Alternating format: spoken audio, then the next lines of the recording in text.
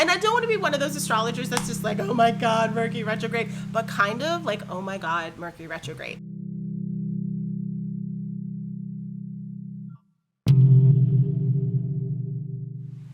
Aloha everybody, and welcome to the Wild Wahine. This is Kaylani, and I am here to serve up your astro forecast for this week.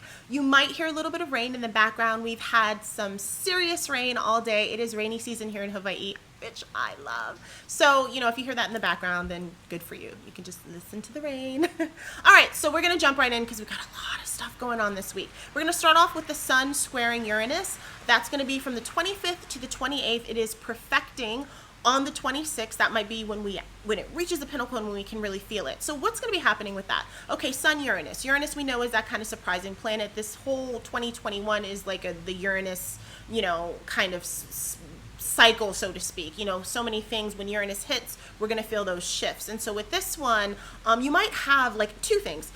In terms of the positive, you might have this really wonderful personal awakening. Like if you've been stuck in something and you just couldn't get past it. I know a lot of us with the sun conjunct Saturn was having a lot of self-doubt and a lot of like questioning about who you are and where you are and what you're doing. Like expect to possibly have a breakthrough from that. So suddenly things will all make sense. Things will come together, but it might take like a jolt, or it's that kind of light bulb moment that happens where you're just like, oh my gosh, this is the way to go. This is the direction I need to be going in. And then you go in that particular direction. So look for new opportunities, for sudden like kind of upheavals that actually fall, in a way for you to just really own and take that personal power. On the negative end, sometimes again with Uranus, there can be like a lot of erratic behavior, a lot of manic behavior, a lot of kind of like bravado and, ego, because we're dealing with, the sun, and whenever the sun is there, it's you kind of in that like powerful, like I'm taking charge and I'm taking charge of all of the powerful things about myself, and I'm kind of in charge and in the driver's seat of all the crazy as well.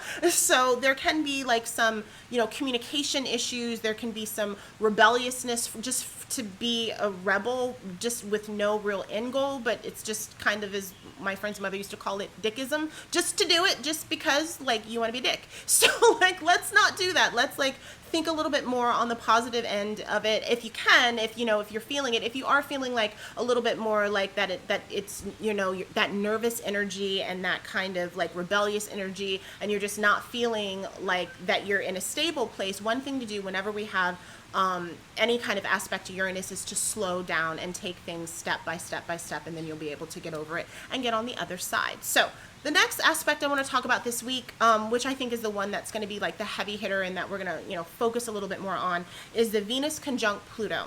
That's going to be happening on the 26th all the way to the 30th. So that will be, this week. It perfects on the 28th, which is on the full moon, which we'll talk about a little bit later. But Venus has a lot to do with our relationships, So this week is going to be really like a week of our relationships and how we're showing up in them and how they're showing up for us and how we're relating and how we're communicating, essentially in our relationships.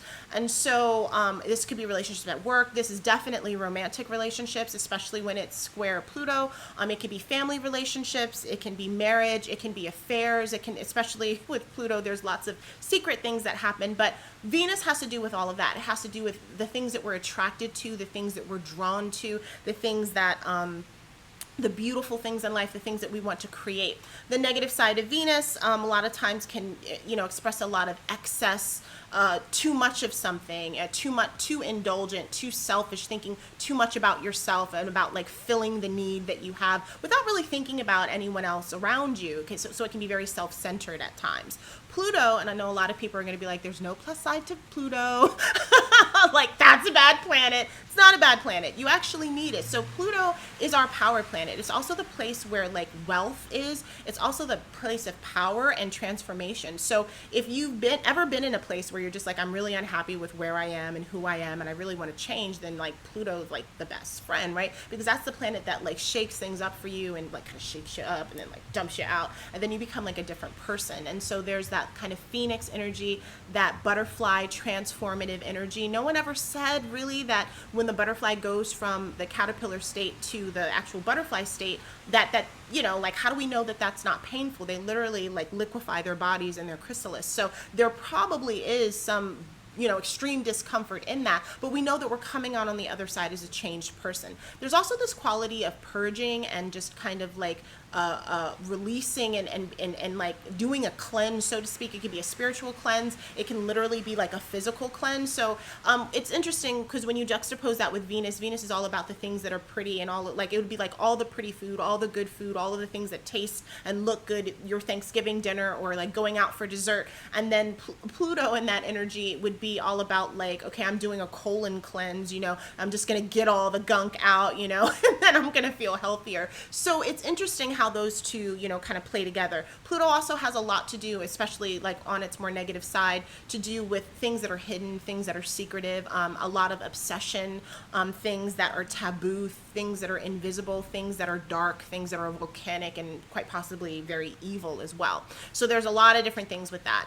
So when you put these two together, the Venus conjunct Pluto, we have it once a year. So the good thing about that, it's only once a year that we have this aspect. This is the time. We are having a Venus retrograde, though, that is happening at the end of the year. That's happening December 22nd. So kind of look to this week and just maybe, jot down in your journal or just make a mental note of what's happening this week for you, specifically on that day of, I think it was on the 28th, because we might be revisiting that when Venus goes retrograde at the end of the year. And when we had Venus retrograde last year, we had a lot of things surrounding like social justice and protests and riots and like all of that kind of crazy stuff that was happening, and also much needed stuff that was happening, but it was a lot of civil unrest. So I'm not necessarily saying that's what's going to happen for the Venus retrograde that's coming at the end of this year, but I do think that there's going to be like a tie between those. So just kind of like put a pin in this time. So back to when we put them together, when we have Venus conjunct Pluto. So what does that mean? Well, the obvious thing, I think the most obvious thing, is kind of romantic relationships being in an upheaval and upside down. A lot of times when we see this happening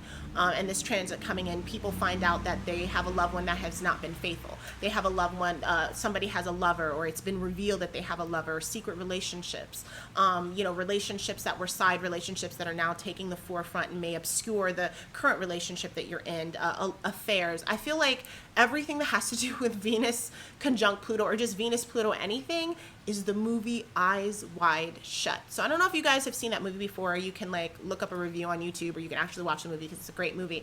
And there's a lot of different levels to this movie, and I'm not going to talk about like necessarily all the kind of occultish parts of the movie, even though that's really interesting. But really, essentially, it's about a relationship, and it has Nicole Kidman and Tom Cruise in it. And I think they were a couple at this time. This is like the last movie they did before they broke up. But anyway, so during this, he's a wealthy doctor, and she was like an art dealer or something like that, and she became a stay-at-home mom. And so they get high one night, and they're like talking right before they're about to make love. And he basically is saying, "Oh, you'll never cheat on me." Like women are. Yeah, he has this idea of what women are. He has an idea of what the Venusian form is, right?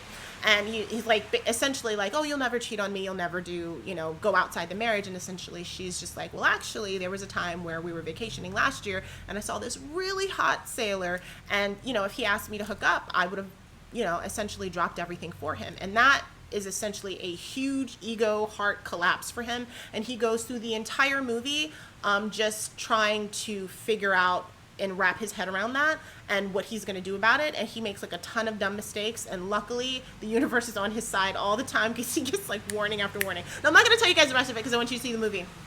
But essentially, there's so much of that movie which has to do with this. It has to do with like stalkers. It has to do with like obsessive. It has to do with sex crimes. Has to do with like uncovering scandals.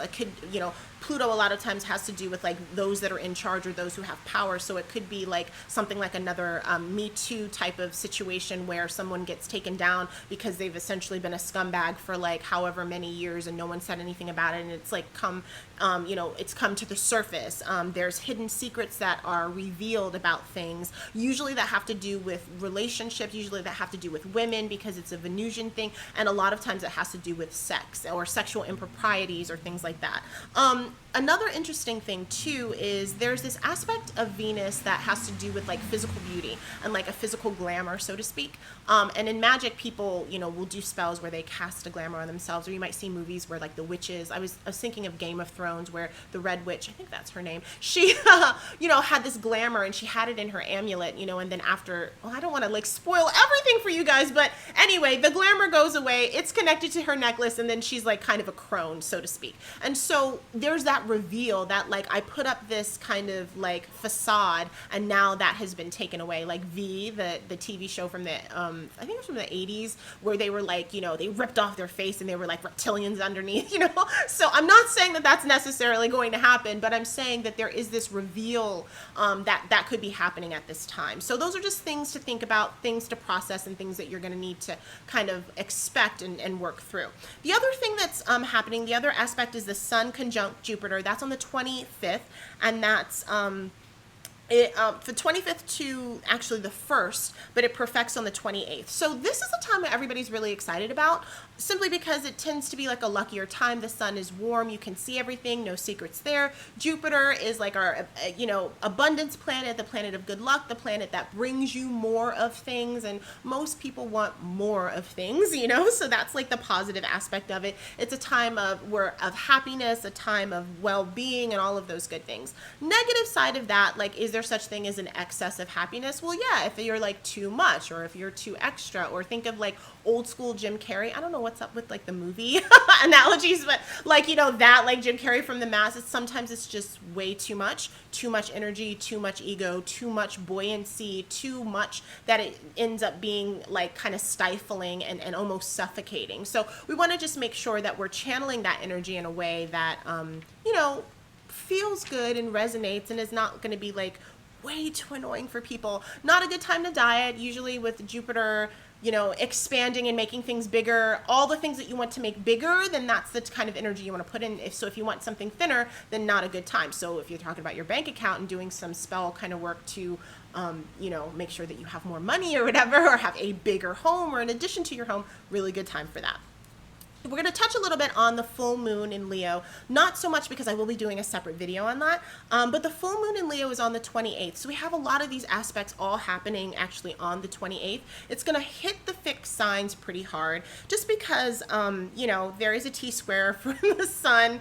The sun is in Aquarius, Mars is in Taurus, and the moon is in Leo, right? Because it's the full moon in Leo. So we have that T-square that's happening. So it's going to be an intense time, and it's going to really hit Leo, Taurus, and Aquarius in a very profound way. But I do think that if you think about it, it does have this really beautiful kind of creative quality to it, but it is kind of, you know, has some hard aspects. But we're going to talk about that in the other video. But I just wanted to prepare you that the full moon in Leo is coming, and that is actually my natal moon. I have a natal full moon. I have a natal moon in Leo. And last but not least, I'm laughing because it's Mercury retrograde, guys, on the 30th. And I'm laughing so I'm not crying. And I don't want to be one of those astrologers that's just like, oh my God, Mercury retrograde. But kind of like, oh my God, Mercury retrograde. It hits me hard. I'm not going to lie. Every time Mercury's retrograde, I just have some shit fall apart. I mean, it's just like in terms of tech or car or what, like there's always just something that doesn't exactly line up and add up, and it just causes frustrations and kind of like things that are just like, ugh. So this is going to be with us for 3 weeks. Mercury is stationing retrograde on the 30th, and it's going to be retrograde all the way until the 19th or 20th, depending upon where you are in the world, and then it will station direct. So the thing about Mercury this year, we always have 3 retrogrades every year, and this year every single retrograde is happening in a air sign. So Aquarius is our first one, then we have one in Gemini, and then we have one later in the year in Libra. So a couple things like we always talk about to look out for is watching your tech. Don't buy new tech. It's really during the retrograde time, and I think I'm going to do a separate video on that just because I'm always like needing to be like, oh, you know, during that time. But try not to get involved with new things. Retrograde periods really do have a lot to do with, like, you know, what is not finished? What can you redo? What can you repurpose? What can you reinvent? It's all about like going back to something that's unfinished and then getting the inspiration from that and then bringing that thing into the forefront. So that I think is like a really interesting thing and an interesting way of looking at it, and being more empowered by it and being less, you know, not as disempowered by the Mercury retrograde. So whenever those pop up, I feel like it's like you're on a flight, and when the pilot is just like, everybody, just want to let you guys know we're going to be experiencing some chop. That's what I'm saying. So guys, we're going to be experiencing some chop. But I will make a video on the retrograde, but just know that that's coming up. I'm going to have some really fun stuff on my Instagram about how to handle and deal with Mercury retrograde, but it's here, it's coming, and this is our astro forecast for this week. So thank you guys so much for tuning in. You can find me at the Wild Wahine. You can find me on Instagram, on YouTube, on Facebook, and Twitter, and I will see you guys later. Have fun this week, and reach out to me if you have any questions. Aloha.